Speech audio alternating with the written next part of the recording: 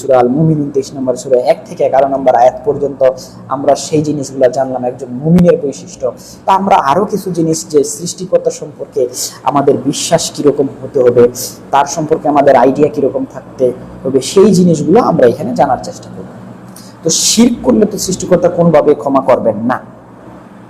তো এই শিরকের বিষয়ে পবিত্র কোরআনে বলা আছে যে সূরা আল আনাম এর 88 নম্বর আয়াতে আছে, যদি তারা শিরক করত অর্থাৎ তাওহীদ থেকে বিচ্যুত হতো, তবে তাদের করা সমস্ত আমল বা ভালো কাজ অর্থহীন বা ধ্বংস হয়ে যেত।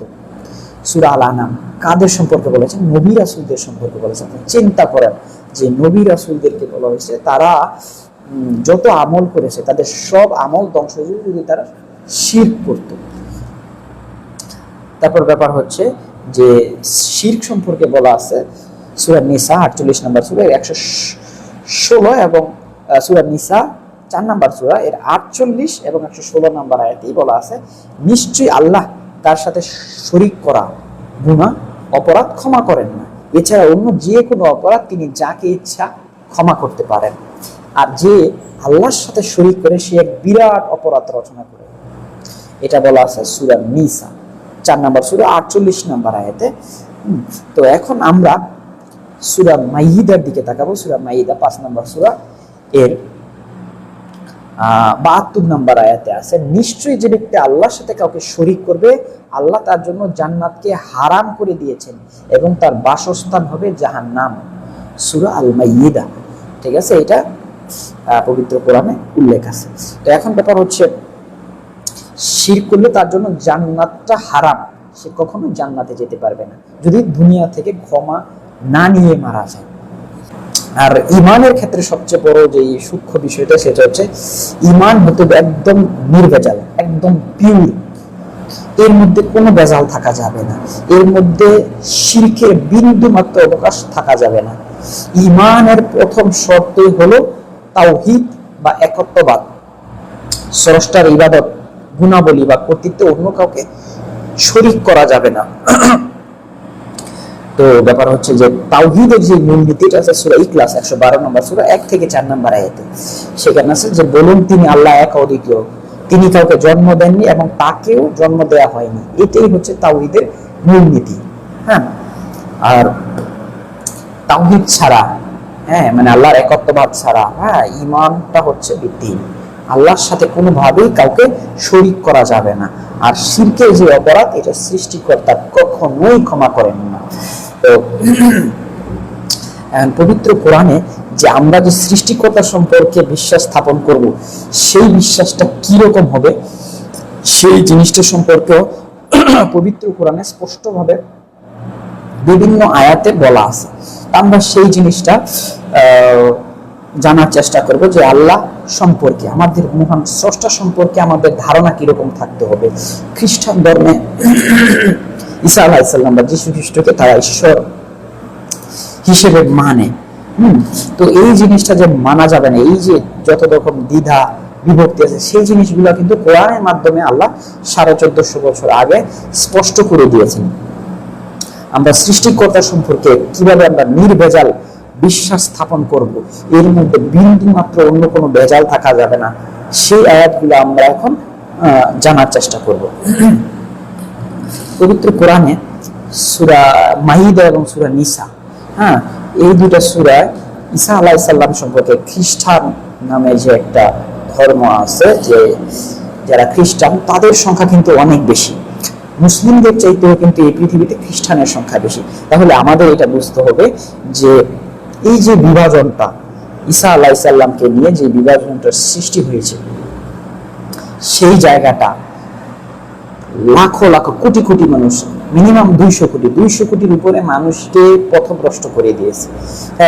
তো এই জায়গাটাতে পবিত্র কোরআনে আল্লাহ সুবহানাহু ওয়া তাআলা একদম এই বিষয়গুলো সূক্ষ্মভাবে স্পষ্ট করে দিয়েছেন, যাতে করে মানুষের মধ্যে কোনো বিভ্রান্তি না থাকে। এরপরেও যদি কোনো মানুষ বিভ্রান্তিতে নিমজ্জিত হয় তাহলে সেই দায়িত্ব তার নিজের। সৃষ্টিকর্তা এখানে স্পষ্ট করে দিয়েছেন। আমরা যদি দেখি যে সূরা হামিম সিজদা 41 নম্বর সূরা 53 নম্বর আয়াতে আছে, সানুরিহিম আয়াতিনা ফিল আফাকি ওয়া ফি আনফুসিহিম হাত্তা ইয়াতাবায়ান্না লাহুম আন্নাহু আল হক। এর অর্থ হচ্ছে surely I will show my sign to the farthest region of the horizon until it is become clear to them that this is the truth। এর অর্থ হচ্ছে সৃষ্টিকর্তা মহাবিশ্বের মধ্যে তাহার নিদর্শন সমূহ, তার আয়াত সমূহ সুস্পষ্টভাবে ব্যাখ্যা করবেন যতক্ষণ পর্যন্ত না মানুষের নিকট এটা স্পষ্ট হয় যে এটাই হচ্ছে হক, এটাই হচ্ছে সত্য। সৃষ্টিকর্তাকে কোরআনকে নাজিল করে একদম স্টপ করে দিয়েছেন, এটাতে আর কোনো কিছু অ্যাড করা যাবে না, কোনো জিনিস বাদ দেওয়া যাবে না, এবং এর মধ্যে তিনি একদম সবকিছুর ব্যাখ্যা, যে জিনিসগুলো নিয়ে বিভ্রান্ত স্পষ্টভাবে তিনি দিয়ে দিয়েছেন। ধর্মের জীবকে শিরক হওয়ার কোনো অবকাশই তিনি রাখেননি। তারপরে যদি কেউ শিরকে নিমজ্জিত হয় বা কেউ অহংকার করে সৃষ্টিকর্তাকে অস্বীকার করে, অবিশ্বাস করে, তাহলে তার দায়িত্ব তার। যে সৃষ্টিকর্তা সম্পর্কে আমরা আমাদের ধারণাটা কিরকম রাখবো। পবিত্র কোরআনে খ্রিস্টান ধর্মের একটা আইডিয়া আছে, সেটাকে বলা হয় ট্রিনিটি, বা একের ভিতরে তিন, ঈশ্বর, যিশু এবং মরিয়ম বা পবিত্র আত্মা মরিয়ম আলাইহিস সালাম। তো এই যে বলা হয় এই তিনটা সত্তা মিলে একজন, এটাকে বলা হয় তাদের ভাষায় ট্রিনিটি। তো এই বিষয়ে পবিত্র কোরআনে সৃষ্টিকর্তা 171 নম্বর আয়াত সূরা নিসাতে বলেছেন, আর তোমরা বলো না যে আল্লাহ তিনের মধ্যে একজন, এর থেকে বিরত থাকো, এটা তোমাদের জন্য কল্যাণকর হবে। নিশ্চয়ই আল্লাহ একমাত্র ইলাহ বা একমাত্র উপাস্য, তার সন্তান হবে, তিনি এ থেকে পবিত্র, কোনোভাবেই তার সন্তান হতে পারে না। আকাশমণ্ডলীয় পৃথিবীতে যা কিছু আছে সবকিছুই তারই, এবং তার কর্মবিধায়ক হিসেবে আল্লাহই যথেষ্ট। এই পৃথিবীটা পরিচালনা করার জন্য আল্লাহ একাই যথেষ্ট, তার কাউকে প্রয়োজন পড়ে না। সূরা নিসা 4 নম্বর সূরা 171 নম্বর আয়াত। এখানে বলা হয়েছে যে খ্রিস্টানদের যে ধারণাটা, যে তারা বলেন আল্লাহ তিনের মধ্যে এক, তারা বলেন সৃষ্টিকর্তা, পবিত্র আত্মা, তারপরে যিশু, মানে পিতা, পুত্র এবং পবিত্র আত্মা, এই তিনটা জিনিসকে তারা একটা জিনিস হিসেবে বলে। তো ব্যাপার হচ্ছে এই জিনিসটা তারা বলে, এই জিনিসটা সম্পর্কে সৃষ্টিকর্তা পবিত্র কোরআনে ধারণাটা স্পষ্ট করে দিয়েছেন যে এই জিনিসটা বলা যাবে না। সৃষ্টিকর্তা এক, তার কোনো শরীক নেই। এবং ঈসা আলাইহিস সালাম হচ্ছে আল্লাহর প্রেরিত একজন রাসূল, এবং মরিয়ম আলাইহিস সালাম ছিলেন একজন সতী সাধবী নারী, এবং মুসলিম যে নারীদের মধ্যে তিনি অন্যতম। তার নামে একটা সূরা আছে পবিত্র কোরআনে, মরিয়ম, 19 নম্বর সূরা। এইখানে সূরা আল মাইদাতে যে জিনিসটা বলা আছে, এরপরে সূরা নিসা 4 নম্বর সূরা 171 নম্বর আয়াতে আমরা দেখলাম যে সৃষ্টিকর্তা ট্রিনিটি, যেটা খ্রিস্টানরা বলে থাকে, সেটাকে স্পষ্টভাবে বলে দিয়েছেন যে এই কথা বলা যাবে না, এবং এই ভুল ভ্রান্তিটা তিনি এখান থেকে দূর করে দিয়েছেন।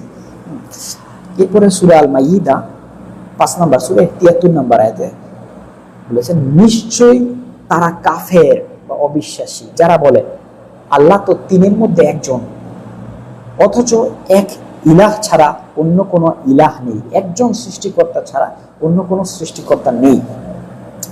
তারা যা বলে তা থেকে যদি বিরত না হয়, তবে তাদের মধ্যে যারা কুফরি বা অবিশ্বাস বজায় রাখবে তাদের উপর অবশ্যই যন্ত্রণাদায়ক আযাব পতিত হবে।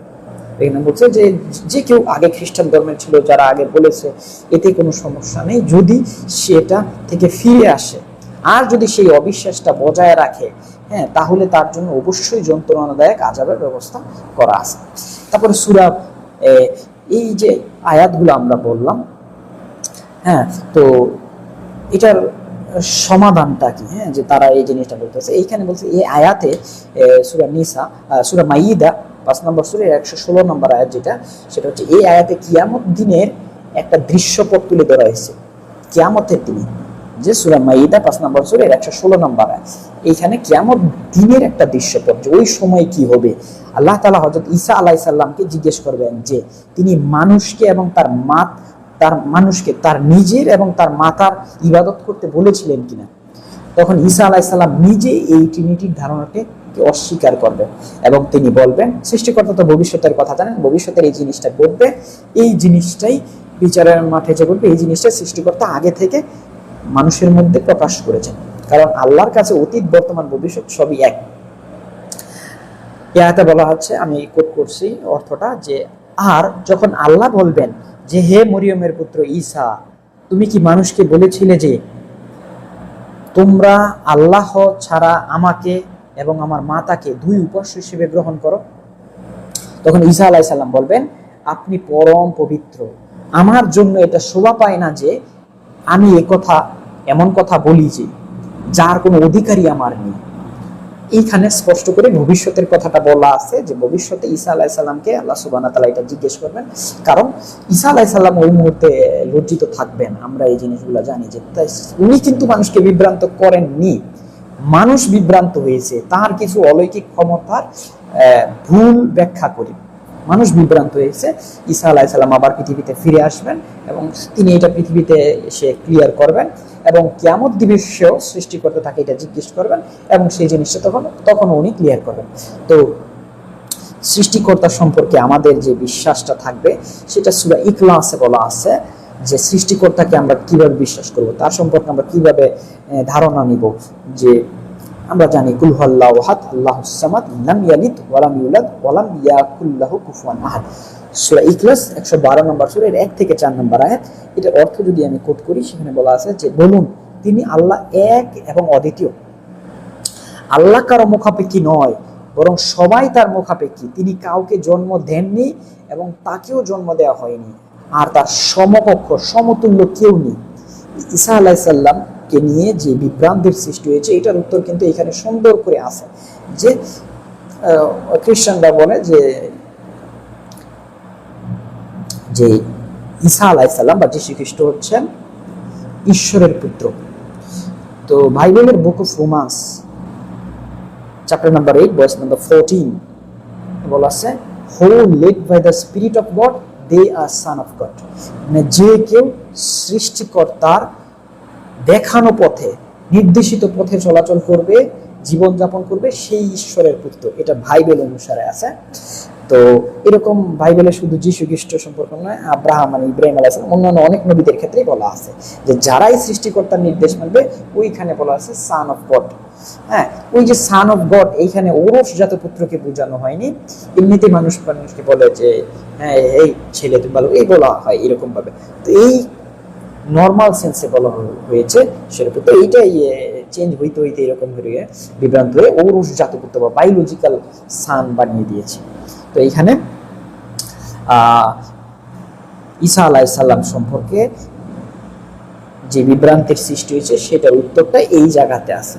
তো আরো কয়েকটা জায়গাতে আছে ঈসা আলাইহিস সালাম, সেই জিনিসগুলো আমরা ভবিষ্যতে আলোচনা করার চেষ্টা করব।